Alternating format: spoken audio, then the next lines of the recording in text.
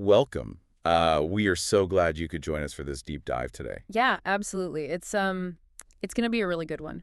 Today, we are setting our sights on a highly specific technical framework, but it's one that is incredibly relevant if you care at all about how modern enterprise environments actually keep the lights on. Right, the stuff running behind the scenes. Exactly.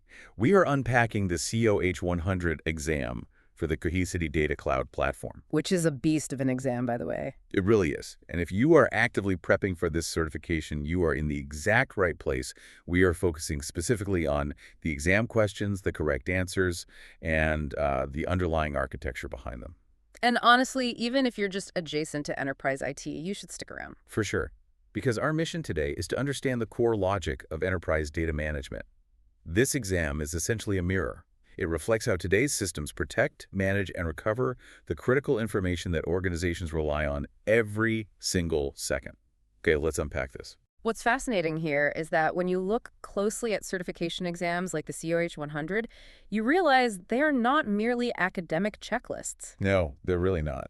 They serve as a comprehensive, battle-tested blueprint for data survival.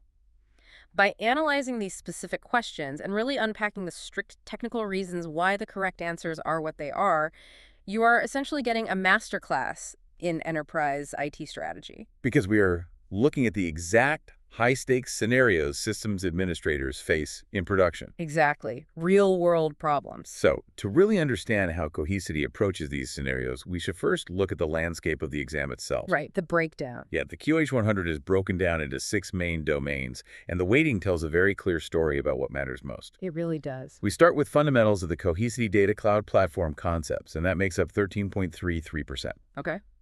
Then we have data protection fundamentals at 18.33%.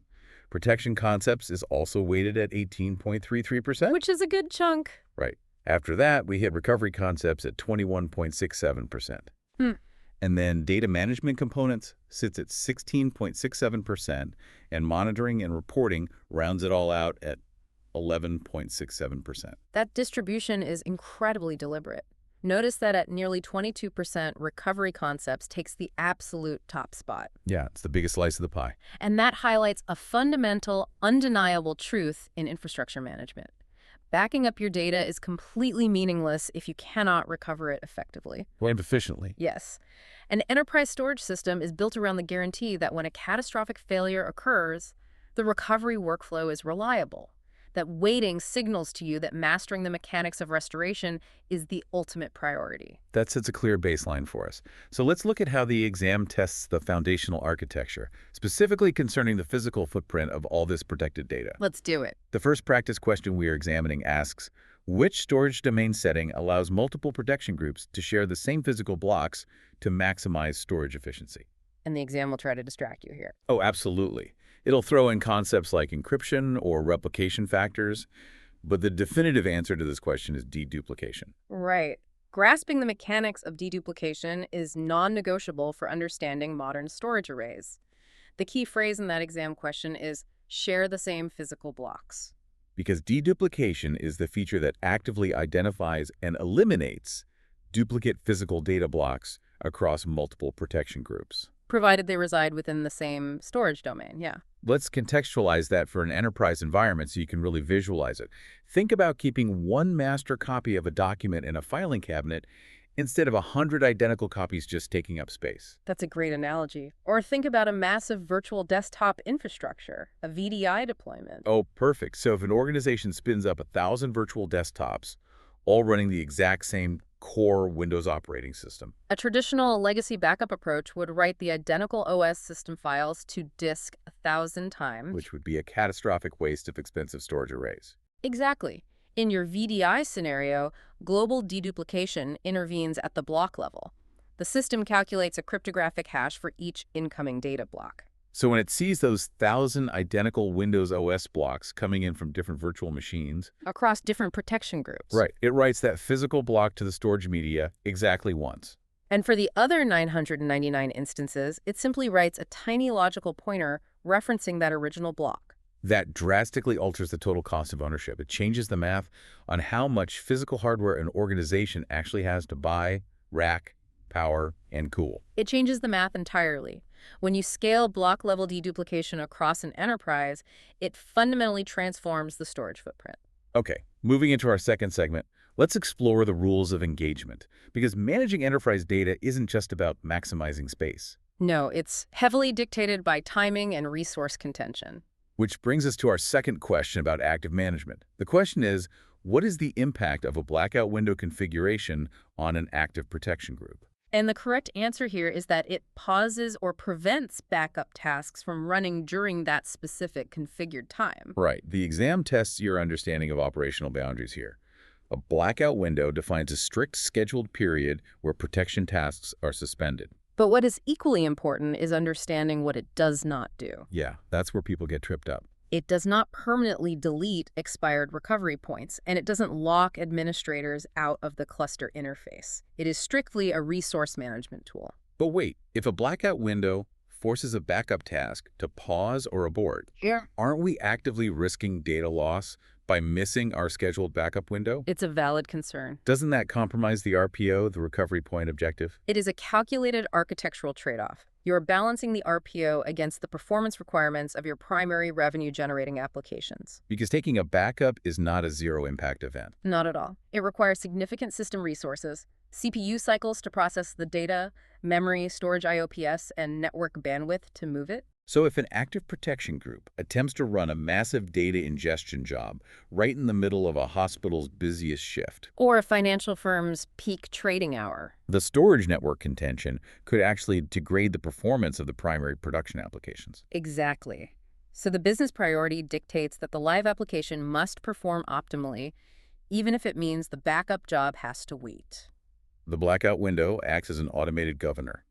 It temporarily suspends those protection activities. So business operations can proceed without infrastructure-induced latency. And once the blackout window expires, the scheduled protection tasks resume. Which leads us directly into another time-based operational metric, because time can also define success or failure on this platform. This is a tricky one on the exam. Yeah. Question 3 asks, if a backup job completes successfully but exceeds the predefined time threshold, how will the status be reflected in the reporting dashboard? The correct answer is SLA violated. So what does this all mean? This question tests your ability to distinguish between a technical storage success and a business operational failure. Because in the scenario described, the backup job technically worked. Yes. The agent captured the data, deduplication ran, the data was written to the storage domain, there was no data loss. Technically, the data is safe and recoverable. However, it failed to meet the service level agreement, or SLA, that was predefined by the administration team. Right. So if an architect designs a policy stating a massive database backup must complete within a 4-hour window so it doesn't overlap with an intensive batch processing job, And the backup takes 6 hours. the system flags it, the data is secure, but the operational workflow was disrupted. That is the crucial distinction. The dashboard marks it as an SLA violated rather than a task failed. It tells the infrastructure team, we secured the data, but your underlying infrastructure is struggling to keep up with the throughput demands. It usually points to a bottleneck, maybe a degraded network link or heavy CPU contention. Because in an enterprise environment, predictability and speed are just as critical as data integrity. Let's transition into our third segment, the main event, recovery tactics. The big one. We established earlier that recovery concepts holds the highest weight on the COH100 exam. The next question dives into the strict realities of executing these processes safely. This is question 4. Right. It asks, when performing a recovery for testing purposes, which option should be selected to ensure the restored virtual machine does not conflict with the production environment? And the required answer here is to select detached network. Because testing your disaster recovery plan is non-negotiable for compliance. But performing that test carries massive inherent risks. Think about the architectural dangers of fully cloning a live, highly transactional environment. Oh, yeah. If you restore a perfect point-in-time copy of your primary domain controller just to validate the backup, And you allow that restored virtual machine to boot up while connected to the production VLAN. you would immediately trigger an absolute routing nightmare. You'd have IP conflicts the second the network stack initialized. IP conflicts are just the beginning. You would introduce duplicate services answering the same DNS requests. You could trigger a split brain scenario. Exactly. Production traffic could accidentally route to your test server, corrupting the Active Directory. Or writing live customer transactions to a test database that will just be destroyed once the test is over. Selecting the detached network option during the recovery workflow is the platform's ultimate safety net. It instructs the hypervisor to power on the restored virtual machine with its virtual network interface cards completely disconnected. It isolates the workload completely. You can log in via the hypervisor console, verify the data integrity, and then tear the test environment down without a single packet ever hitting the live production switch. Speaking of complex recoveries, the exam also heavily tests database-specific operations. Question 9 presents this scenario. A database administrator requires the ability to perform point-in-time recovery for a protected SQL server.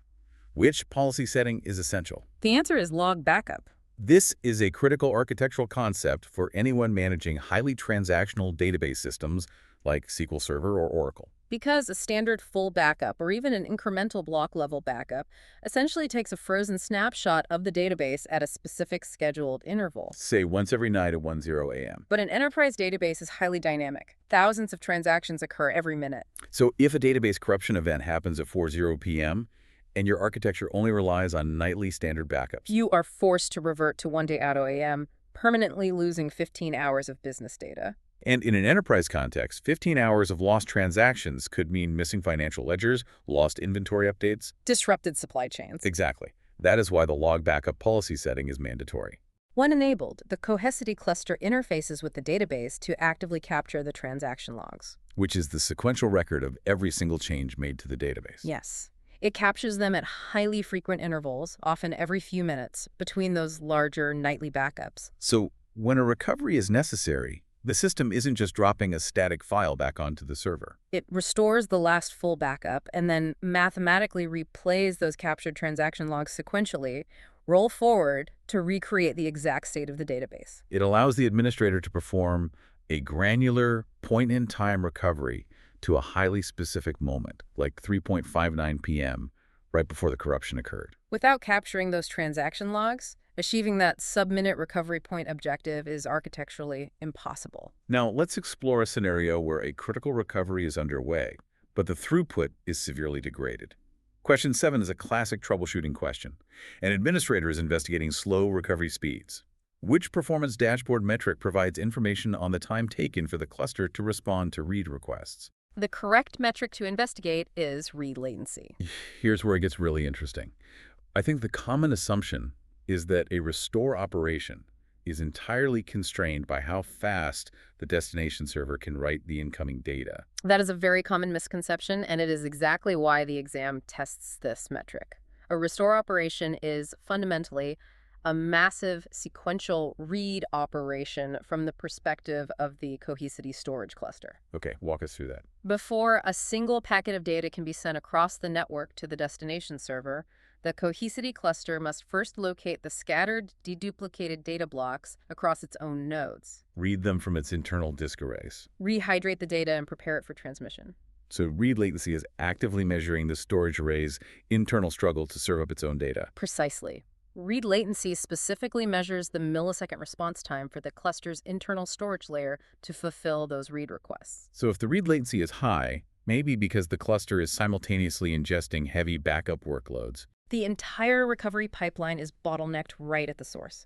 It doesn't matter if you have a 40 gigabit network uplink or extremely fast NVMe drives on the destination server. If the backup cluster is crawling to read the data, the recovery speed will be inherently slow.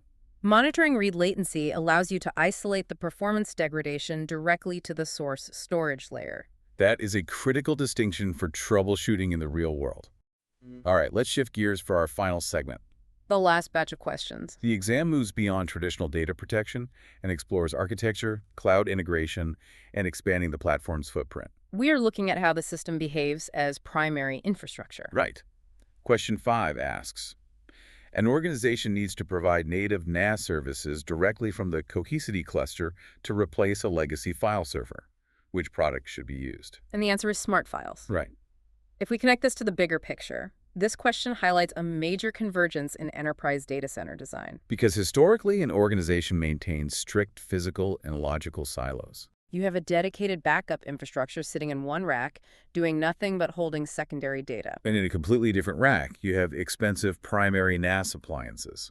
Network-attached storage dedicated solely to providing SMB and NFS file shares for corporate users. That represents two distinct hardware life cycles to manage, two support contracts, and massive infrastructure complexity. But the Smart Files capability essentially collapses those silos. It does. It enables the Cohesity cluster itself to function as a highly scalable primary file server. It leverages the underlying distributed file system of the cluster to provide native SMB, NFS, and S3 object storage access directly to end users. Utilizing the same hardware platform that is handling the enterprise data protection, it allows organizations to consolidate secondary backup storage and primary file services onto a single unified architectural layer. Let's expand on architecture by looking at geographic distribution. Question 6 asks, which replication topology allows a single primary Cohesity cluster to synchronize data to multiple remote secondary clusters? The correct configuration is a one-to-many topology.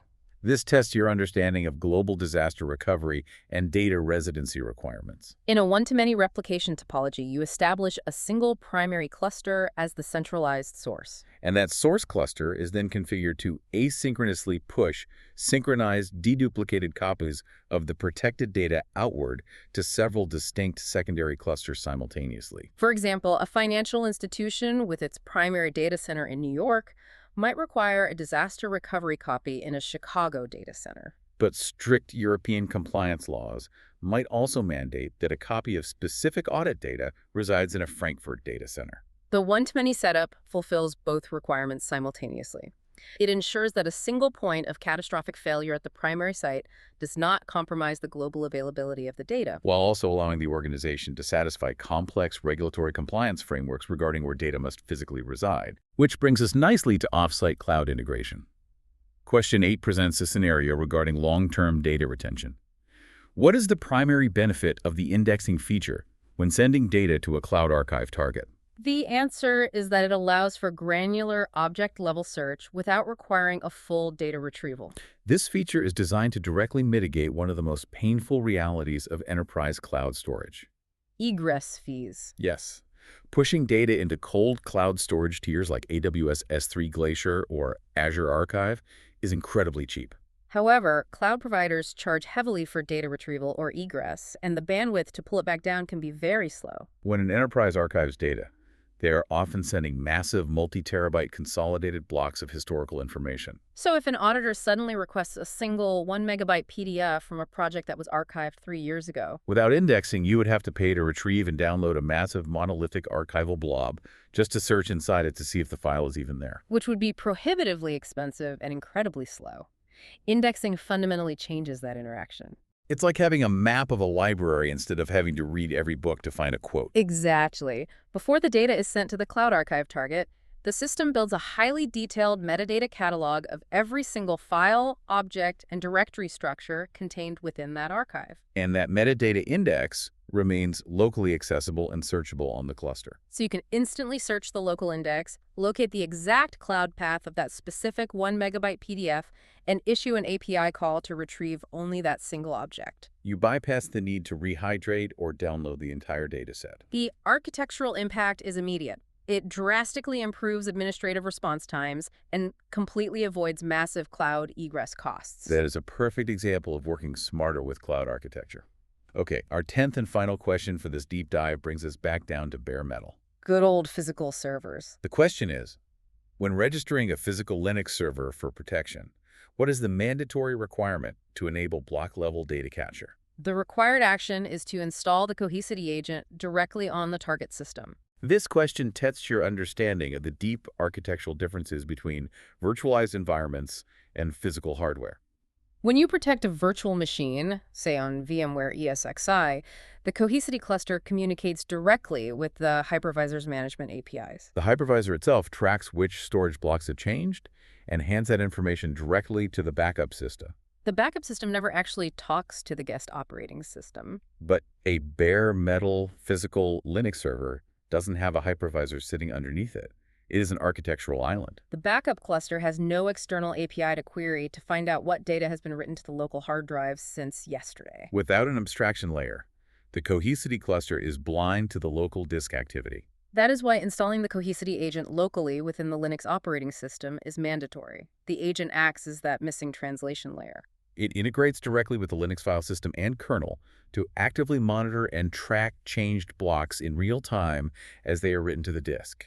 So when the scheduled backup window opens, the cluster queries the agent immediately provides the exact list of modified blocks, and the system performs a highly efficient, true block-level incremental backup. Rather than having to aggressively scan the entire Linux file system to figure out what changed. It is the only way to achieve fast, scalable daily protection for legacy physical hardware without causing massive CPU and disk IOPS spikes. Thank you so much for joining us for this deep dive into the COH100 exam and the underlying mechanics of the Cohesity Data Cloud platform. Keep exploring these architectures, keep questioning the infrastructure, and we will see you next time.